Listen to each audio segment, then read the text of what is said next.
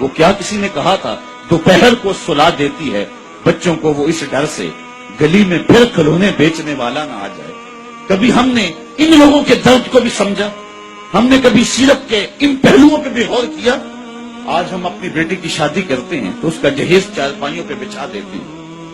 اور ہمارے دیہاتوں میں رواج ہے کہ خاتون کو کہتے ہیں کہ جاؤ پورے محلے میں پوری بستی میں جا کے ڈھنڈورا دے دو کہ بیٹی کا جہیز دیکھ جاؤ.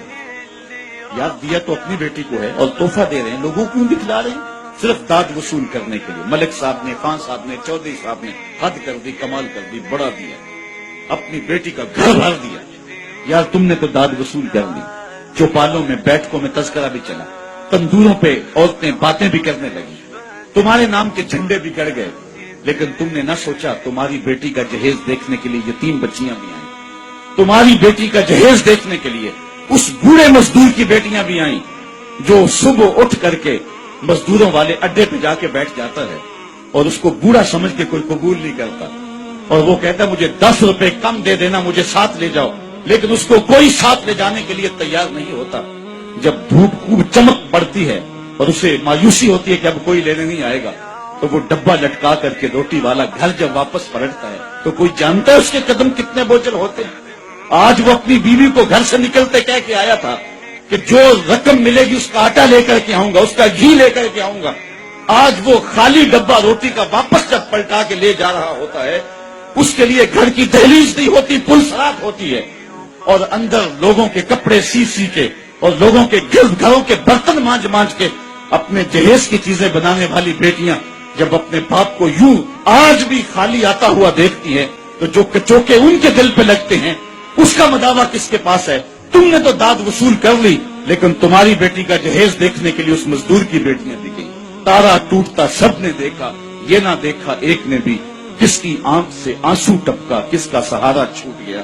کاش کہ ان درد مندوں کا بھی ہم نے حال پوچھا ہوتا اور ان دکھیوں کے رشتے ہوئے زخموں پر بھی ہم نے مرہم رکھی ہوتی اور حضور کی سیرت کے پیغام کو ہم نے سمجھا ہوتا اور ہم اپنی معاشرت اور اپنے ارد گرد کے ماحول کے اندر ان چیزوں کو، اپنے محلے اور اپنی گلی کے اندر ان چیزوں کو دیکھا ہوتا. صاحب رات کی تنہائی کے اندر غریب کے گھر میں جا کے جو ہے وہ پیسے پھینک آنا یہ بہت مشکل کام ہے. اس سے معاشرے میں داد نہیں ملتی ہے. لوگ جو ہے وہ اخبارات میں اشتہار نہیں چھپاتے ہیں. یہ مشکل کام ہے. اس لیے انسان اس مشکل گھاٹی نہیں چڑھتا ہے. اللہ تعالیٰ سورۃ البلد میں ارشاد فرمایا فَلَقْتَحَمَ الْعَقَبَةَ وَمَا أَدْرَاكَ مَا الْعَقَبَةُ فَكُّ رَقَبَةٍ اللہ اکبر او اطعام فی یوم ذی مسغبہ. یہ مشکل گھاٹی ہے. کسی پھنسے ہوئے کی گردن چھڑانا ہے، کسی لاچار کے کام آنا ہے، کسی دکھی کے کام آنا ہے. میرے اور آپ کے آقا و مولا حضور ختمی المرتبت صلی اللہ علیہ وآلہ وسلم عید پڑھنے جا رہے ہیں، راستے کے اندر ایک یتیم بلکتا بچہ دیکھا. حضور رک گئے، سر پہ شفقت کا ہاتھ رکھا، پوچھا بیٹے آج عید کا دن ہے تم رو رہے ہو؟ کہا میرا باپ فلاں غزوے میں شہید ہو گیا، میری ماں کا سایہ بھی سر پہ نہیں، بڑی دنیا میں یہاں میرا کوئی نہیں. دیوار کے ساتھ لگ کے بلک رہا ہے. عیدگاہ میں انتظار ہو رہا ہے، ہزاروں لوگ منتظر ہیں. آقا کریم نے دل جوئی یتیم کو، یتیم کی دل جوئی کو اتنا مقدم سمجھا کہ اس کو لے کے واپس گھر آئے اور آ کے کہا کہ اس کو لباس دیا جائے، اس کو کھانا کھلایا جائے. اور اس کو جیسا حسنین کریمین کو لباس دیا گیا تھا ایسا اس بچے کو پہنایا گیا، کھانا کھلایا گیا. حضور نے احساس محرومی دور کرنے کے لیے مزید اس کے سر پہ شفقت بڑا ہاتھ رکھا اور مسکراتے ہوئے فرمایا کیا بیٹا تو اس بات کو پسند نہیں کرتا کہ محمد تیرا باپ لگے، عائشہ تیری ماں لگے اور فاطمہ تیری باجی لگے؟ اس نے کہا یہ رشتے مل جائیں تو اور کیا چاہیے. کہا آج کے بعد یہ تیرے رشتے ٹھہرے. ایک انگلی سے حسنین کو لگایا ہے، ایک انگلی سے وہ یتیم بچہ ہے. حضور عیدگاہ کی طرف بڑھ رہے ہیں اور بھی بچے اپنے ماں باپ کے ساتھ جا رہے ہیں. یہ یتیم زبان حال سے کہتا ہے تھا تو یتیم، لیکن یتیمی کا مزہ آ گیا، مصطفیٰ کی انگلی تھام کے جا رہا. تو حضور علیہ السلام کی سیرت جب نسل نو کے سامنے رکھیں،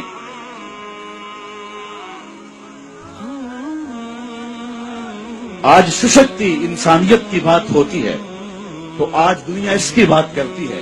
تو آئیے اپنے آقا کی سیرت کو اس روپ کے اندر دیکھیں، پڑھیں اور اس کی خوشبو کو پھیلائیں اور نسل نو کو بتائیں کہ آقا کریم علیہ الصلوۃ والسلام کس طرح دکھیوں کے درد بانٹنے والے تھے اور لاچاروں، یتیموں اور مسکینوں کے کس طرح کام آنے والے تھے. سمال الیتاما عصمت للارامل، بیواؤں کے آسرے تھے اور غریب ہو کے یتیم یتیم پرور تھے۔ یہ 9 سال کی عمر ہے حضور کی، اس وقت کہا جا رہا ہے حضور کے لیے سمال الیتاما، یتیموں کا